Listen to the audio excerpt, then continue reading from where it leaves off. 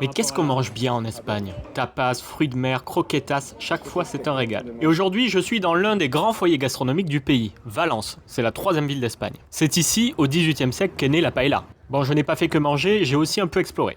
Et je dois dire que je ne suis pas tombé sous le charme du centre-ville. On retrouve une architecture qu'on a déjà vue dans pas mal de villes espagnoles, des grandes avenues, des beaux immeubles, quelques marchés sympas comme le marché central ou le marché de Colón.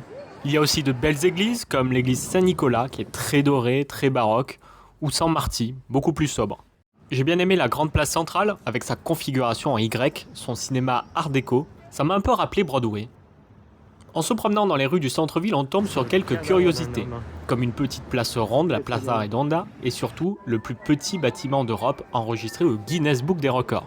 Il mesure 1 mètre et 7 cm de large. Il paraît comme coincé entre les deux immeubles qui semblent l'écraser, et ça sur 5 étages.